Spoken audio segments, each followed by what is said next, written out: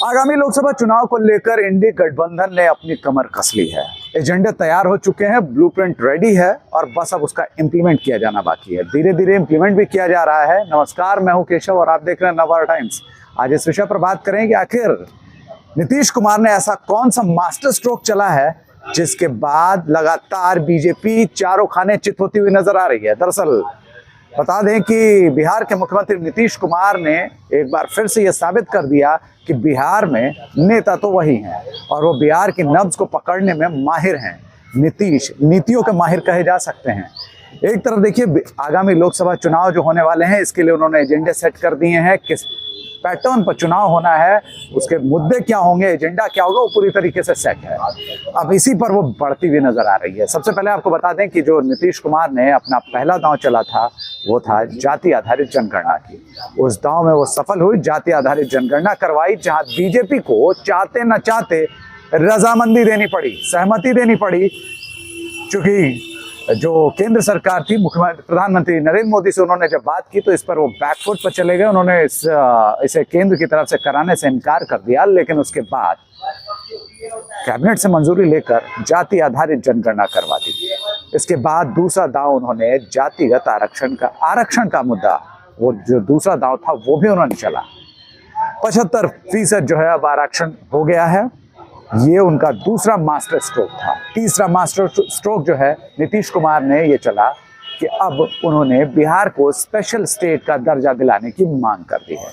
इस मांग को केवल मांग तक सीमित नहीं रखा, इसे आधिकारिक बना दिया है, इसे कैबिनेट से पास करवाया और अब ये राज्य सरकार की जिम्मेदारी बन गई है कि वो केंद्र से स्पेशल स्टेट का दर्जा मांगे। इसके लिए अब पूरी तरीके से अभियान चलाए जाएंगे। आज मैं आपको बता दूं कि आज तेजस्वी यादव, अशोक चौधरी, विजय चौधरी और जेडीयू और आरजेडी के तमाम जो बड़े नेता थे, खास नेता जो नीतीश कुमार के करीबी थे, उन सभी ने एक प्रेस कॉन्फ्रेंस की और अब इस प्रेस कॉन्फ्रेंस के बाद उन्होंने साफ कर दिया कि जो बिहार को स्पेशल स्टेट यानी विशेष राज्य का दर्जा दिलाने की जो मुहिम है उस अभियान को वो तेज करते हुए नजर आएंगे।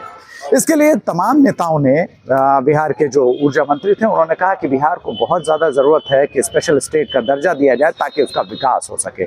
सीधे तौर पर वित्त मंत्री विजय चौधरी ने साफ तौर पर यह कहा कि बिहार में 94 लाख परिवार ऐसे हैं, 94 लाख जो परिवार ऐसे हैं जो गरीबी रेखा से नीचे गुजर बसर कर रहे हैं, जिन्हें मुख्य धारा से जोड़ने के लिए, उनकी आर्थिकी सुधारने के लिए, उनकी अर्थव्यवस्था, उनकी स्थिति को सुधारने के लिए एक बड़े पैकेज की ज़रूरत है।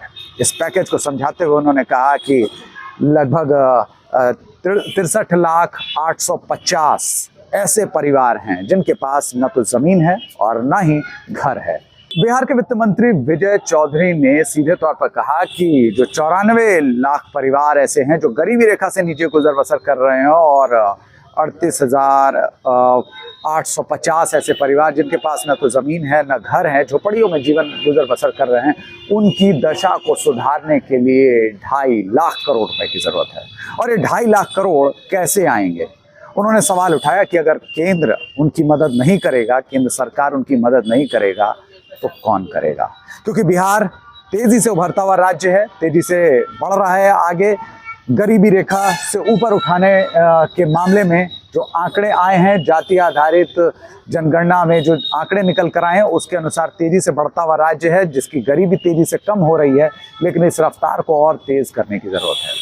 ऐसे में विजय चौधरी ने सीधे तौर पर यह कहा, जो वित्त मंत्री उन्होंने कहा कि बिहार को स्पेशल पैकेज की ज़रूरत है ताकि उनका विकास हो सके, लोगों को तेज़ी से आगे लाया जा सके। और वो चाहते हैं कि 5 साल में बिहार जो है विकसित राज्यों की श्रेणी में शामिल हो सके।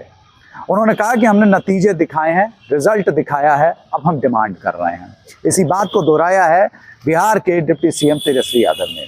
तेजस्वी यादव ने भी कहा कि जो मांग की जा रही है वो जायज़ है, क्योंकि हमने काम किया है और काम के आधार पर हम केंद्र से अब अपनी बात कह रहे हैं, क्योंकि बिहार अन्य राज्यों के मुकाबले काफ़ी पिछड़ गया है। ऐसे में उसे अन्य राज्यों की श्रेणी में शामिल करने के लिए विशेष पैकेज की ज़रूरत है। ताकि व्यापार में बढ़ोतरी हो, शिक्षा में विकास हो। जिन लोगों के पास रोजी रोजगार के साधन नहीं है उन्हें जो है वो पैसे उपलब्ध करवाए जाएं। मुख्यमंत्री नीतीश कुमार ने सदन के भीतर जो पिछला जो शीतकालीन सत्र बुलाया गया था, उस सत्र के दौरान उन्होंने कहा कि ऐसे परिवार को जिनके पास रोजगार नहीं, उन्हें 2 लाख रुपए तक साल में दिए जाएंगे। भूमि खरीद के लिए भी जो है पैसे की जो अनुदान राशि है वो दी जाएगी और ये 1 लाख रुपए तक होगी, इससे ज्यादा देने की भी बात हुई है। ऐसे में अब देखना महत्वपूर्ण होगा कि जिस तरीके से मुख्यमंत्री नीतीश कुमार ने ये दांव चला है, विशेष राज्य का दर्जा दिलाने का दांव चला है, अब इसका पलटवार बीजेपी क्या करती है। हालांकि बीजेपी की तरफ से माना जा रहा है कि जो पूर्व डिप्टी सीएम रहे हैं सुशील कुमार मोदी, वो अब इसका कहीं ना कहीं काट ढूंढते हुए नजर आएंगे और इस पर कहीं ना कहीं उनकी तरफ से जो है वो बताने की कोशिश होगी कि आखिर बिहार को केंद्र सरकार की तरफ से क्या क्या आखिर दिया गया।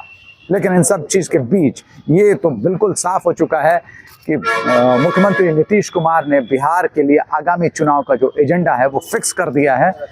अब चुनाव जाति आधारित जनगणना के बाद आए आंकड़ों के अनुसार होंगे। अब चुनाव जिस तरीके से आरक्षण का मुद्दा है उसके हिसाब से होंगे, उनको दिए जाने वाले लाभ के हिसाब से होंगे। और अब जो बिहार को विशेष पैकेज देने की, बिहार को विशेष राज्य का दर्जा देने की जो बात उन्होंने कही है, वो स्पेशल स्टेट में शामिल कराने को लेकर जो उनकी जो मुहिम है, जो उनका अभियान है, अब उस मुद्दे पर भी जो आगामी लोकसभा चुनाव है, विधानसभा चुनाव है, वो होंगे। तो ऐसे में माना जा रहा है कि नीतीश कुमार का यह दांव बीजेपी के ऊपर भारी पड़ने वाला है। फिलहाल बीजेपी की तरफ से कोई ऐसा इस बयान के विपरीत कुछ ऐसा नहीं आया है जिसे कहा जा सके कि अब बीजेपी के पास इसका कार्ड कोई मौजूद है। बताते चलें कि इससे पहले जब जाति आधारित जनगणना कराई गई तो उस वक्त भी बीजेपी बैकफुट पर नजर आई, उसने उस जाति आधारित जनगणना का समर्थन किया। वहीं जब आरक्षण की बात आई तो आरक्षण के मुद्दे पर भी बीजेपी को चाहे न चाहे जो आरक्षण बढ़ाने का जो बिल लाया गया उसमें भी उसने सहमति जताई। अब तीसरा जो बिहार को स्पेशल स्टेट का दर्जा दिलाने की मांग है, इस पर भी बीजेपी का स्टेप क्या होगा वो देखने वाली बात होगी। लेकिन फिलहाल बीजेपी ये बताती हुई नजर आ रही है कि केंद्र की तरफ से उन्हें कितनी राशि मुहैया कराई जा रही है, कितना पैसा मुहैया कराया जा रहा है और कितनी सुविधाएं मुहैया कराई जा रही हैं। हालांकि तेजस्वी यादव ने इस पर यह बात जरूर कही कि स्पेशल स्टेट का दर्जा दिया जाए या स्पेशल पैकेज दिया जाए, दोनों, लेकिन मिलना बिहार को जरूर चाहिए। तो बिहार के लिए अब डिमांड हो रही है और ये अब आने वाले लोकसभा चुनाव और विधानसभा चुनाव में मुद्दा जरूर बनेगा। सहयोगी साकेत के साथ केशव सुमन सिंह, पटना।